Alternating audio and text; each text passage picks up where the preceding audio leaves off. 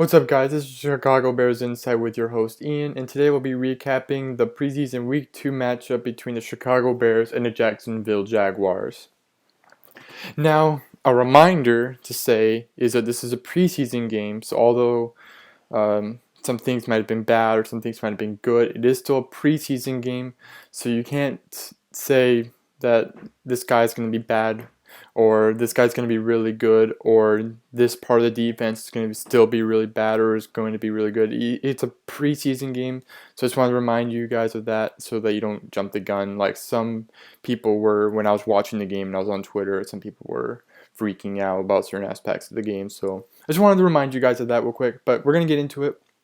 The first thing that just jumps out at me, the first quarter, dominated by the Jaguars. The Jaguars dominated the first quarter. The offense got on the field only once, or they got on the field twice in the first quarter, but they went 3 and out their first opportunity to be on the field, and then didn't get on the field again until there was about less than a minute left in the first quarter. So the defense allowed 3 drives to scoring. They allowed 2 field goals and a touchdown. The touchdown came after a special teams mess up where Eric Weems fumbled the football, and it was recovered by the Jaguars in good field position. They would take advantage of it by scoring a touchdown, and then they settled for 2 field goals after long drives. So the score was 13-0 going into the second quarter. Now, the defense, the Jaguars don't have a great offense. Chad Henne was, in terms of passer rating, was 31st last year, and he had passer rating above, I think it was 112. So, and he finished last year with about 70. So that's kind of bad, but it's a preseason game, like I said, and the defense definitely can get better. There were a lot of penalties also because of the emphasis on penalties. There's going to be issues where things that maybe wouldn't be called are going to be called to put an emphasis on it. So some of the drives were allowed to continue on because of penalties, and so that's an issue, but it's not so much of an issue of the defense then. It's just the referees making a lot of plays. There were a lot of flags again this preseason game, but I don't expect there to be as many flags come regular season. The defense, though, in the first quarter didn't play very well. They did get it together though, come the second quarter and then the rest of the game. So they only allowed 6 points after the first quarter, so that's good. And the offense was able to get into a rhythm after their 3 and out. Their second drive, they ended up taking 5 minutes and they scored. It was a very efficient drive. Jay Cutler looked again really good. I'm really optimistic of how Jay Cutler looks the last 2 games, and he's very patient in the pocket. He's not making bad throws and getting away with them. And he's getting a lot of protection too. The offensive line was very stellar this game. They gave him a lot of protection. There was a 3rd down and 10 in which he had time to step up in the pocket and throw 25 yards down the field to Martellus Bennett for a 3rd down conversion. And then later in the red zone on a 3rd and goal from the 4-yard line, he had excellent protection. Got like 5 seconds or so for protection and was able to find Brandon Marshall coming off his route and was able to find him for a touchdown that brought the score to 17-13, or 7-13, excuse me, and we were able to eventually win the game. And it was a very entertaining game from as a Bears fan that you get to see kind of a comeback unfold. It wasn't a very exciting game unless you were into it. Like me, I'm into every Bears game. I get excited no matter what. So maybe for someone else who's not as enthusiastic as I am, didn't get very excited, but I enjoyed watching it. There were some things, though, like the defense not performing well in the first quarter that I wasn't very excited about, but we did get it together, or they got it together, and it's looking up. And I hope that everything continues to fall into place and that the defense and offense can continue to play well or get better, and we can work, or they can work out some things and continue to improve so that we can win some games in regular season, go to playoffs, and see what happens. Some troubles on offense other than the 3 and out. Early on, they really struggled to run the football with Matt Forte. Again, he rushed for negative yards. I think he had -4 something yards. So he's negative over 2 preseason games. He has negative rush yards. Um, I I don't think that's a concern of the offensive line at all. I think it's because they're just running the football. They're not game planning. They're not really looking for exploits in the running game. They're just running the football, seeing if they can get something going, and it's nothing that to be concerned about. During coming regular season, they will get it together and they will work it out. Because later in the game, the running backs were able to get going with the second string defense, and the second string offense were able to exploit things on the second string defense by the Jaguars. So it's nothing to be concerned about. So I'm not concerned about the running game, but I am concerned. Now this is the point. This is the part where even though it's preseason and you're not supposed to normally freak out, I'm freaking out about this. Special teams is an issue. Devin Hester is missed, very obviously. Eric Weems is not explosive in the kick return game. He just doesn't have Devin Hester's speed, and he ended up fumbling the football at one point, which allowed the Jaguars to score a touchdown. And Michael Spurlock muffed the punt. It wasn't recovered by the Jaguars, but he muffed it out of bounds. So that's really bad. And Michael Ford dropped a kick return in the end zone, which ruined timing and only allowed him to get 19 yards from about midway in the end zone. So he didn't even get to the 20. So special teams, if they don't get it together, is going to be a big issue. Now Chris Williams, the explosive receiver who in the first preseason game got a 70+ yard touchdown, he's still out with a hamstring issue. If I had to guess, I'm not sure what the timetable is, but if I had to guess, he hopefully should be back for the preseason game against the Seahawks next week. If I had to give a guess on when he would return, but if anything, I'm hoping we get it together return-wise. I think Michael Ford, honestly, if they go away from Eric Weems, has the best chance if Chris Williams doesn't return in time. I think Michael Ford last year in the preseason, he was very explosive in the running game. He had, I think, our kick return in last year. So it would Michael Ford, I think, would be the candidate if Eric Weems doesn't pan out, but I'm hoping Chris Williams, because of his speed and athleticism, can emerge and become a better return man. Now, some injury news.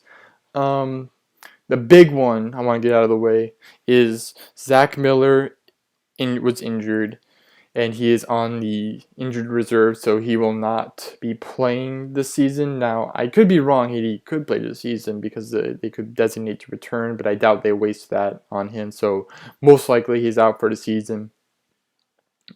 Actually, it's not a matter of... he will be out for the season.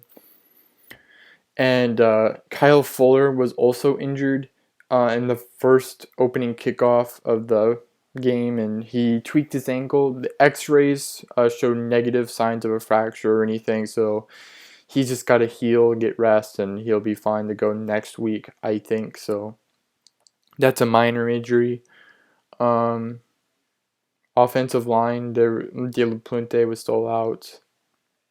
I'm trying to think of some other injuries that happened. Nothing that I can remember right now, but those were two big ones that I saw that on the field, where Kyle Fuller got injured, and Zach Miller is now out for the year. So those are the big injuries.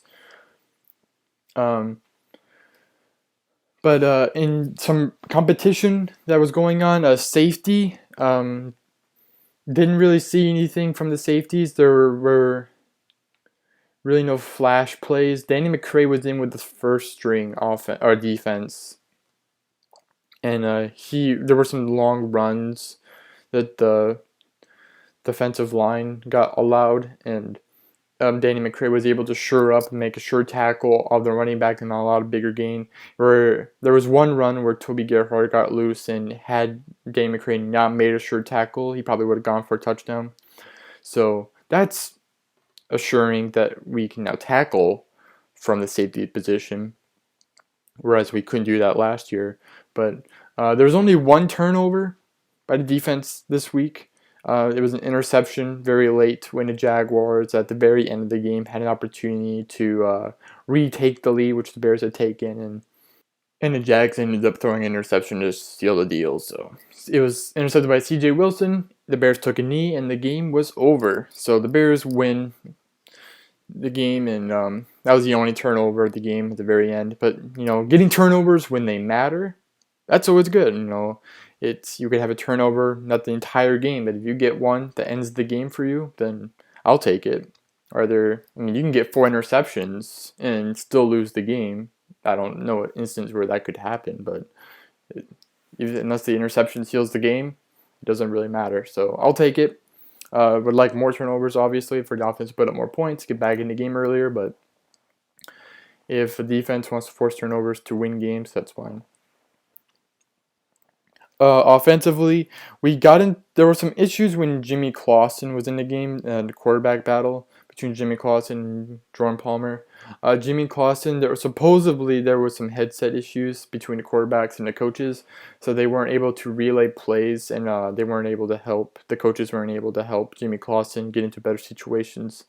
So they said that they can't really assess too much about Jimmy Clausen's performance because their headsets and all that weren't working. Now, and something that they didn't mention that I noticed was also Jimmy Clausen didn't get any help in terms of penalties. At one point, they were in a second or a second or third and 35, and it was really bad. Like they got 2 penalties. I think they had a holding penalty, and then they had some sort of hands to the face thing. It was a 15-yard penalty, and then a holding one that I mentioned, and it was second down and 35. And then they tried to run a screen, and Jimmy Clausen was forced to throw in the dirt because they covered the screen. It was third down and 35, and instead of taking a big chance, they just dumped it down to Sean Drawn, and he was able to pick up 9 yards, and then they punted. So there were some headset issues and some penalty issues that didn't allow Jimmy Clausen to really get into going. And then he threw an interception, although it wasn't really his fault. The ball was tipped and was intercepted by Jaguars. And so Jimmy Clausen didn't have a great day. Not really to his fault. The headset thing I don't really think is an excuse. I think the penalties, though, is something to, if you want to have an excuse, there it is, not the headsets, but Jimmy, he did what he could, and he threw some really nice balls to Josh Morgan and Michael Spurlock. They're really impressing me, especially Josh Morgan, who is making some really nice plays on the sideline and in the middle of the field, along with Michael Spurlock. Those two, I think, are the front runners for the number 3 spot, and they will be a very, very good players no matter who the Bears select to be number 3 receiver. The other one, if they keep the other one, I would guess would be number 4. So whoever gets 3, the other would be 4. So that's a really good 1, 2, 3, 4 punch with Brandon Marshall, Alshon Jeffrey, Michael Spurlock, or Josh Morgan. So if they continue to play well, it is preseason. So maybe they're playing well because they're not playing against really good defensive backs. So we'll see how they develop, and I hope they play well. I'm really liking Josh Morgan and his size and his ability, so we'll see which one emerges as the top candidate. When the running backs were able to get some room, Sean Drawn, the commentators were saying his name like Shane Drone when I thought it was Sean Drawn, so I might be mispronouncing his name, but until I hear one of the coaches say it, I'm going to continue to call him Sean Drawn, but I could be wrong. But Drawn, once the offensive line, they were able to get some running room, Drawn looked really good. I think he had 3 carries for 33 yards, so he averaged 11 yards per carry and had one big 15-yard run. So he's looking really impressive. The running backs, unlike last week, we scored 2 rushing touchdowns. Kadeem Carey had his first rushing touchdown of his NFL career on a 1-yard goal line run. And then the Sonoris Perry was able to score the game-winning touchdown from 5 yards out on the goal line. So, and Sonoris Perry also, he showed off some good hands during the game-winning drive. He caught a low pass from Jordan Palmer, which was a very good catch, and not a lot of running backs, I would think, make that catch. It was very low, and he had to reach down and keep his stride, and he showed some very good explosion when he got the ball and was able to accelerate very quickly. So Kadeem Carey was able to get some nice runs. He had one really good run of about 10 or more yards. So all the running backs, once the offensive line got its stuff together, was able to get some good runs out and show a lot of potential there. Don't know what that race is looking like though. I mean, with the lack of a running game and of it working consistently, it's hard to assess the running backs. So we'll have to see if maybe when they game plan for the Seattle Seahawks or maybe the Browns game, they won't game plan. They won't game plan for the Browns game, but when they put in backups more consistently, we'll just see if the running backs can get some more room and if the one stands out more than the other. Getting back to the quarterbacks a little bit, like Jimmy Clausen, he struggled with some communication errors, and he was the only quarterback to be sacked. He was sacked twice.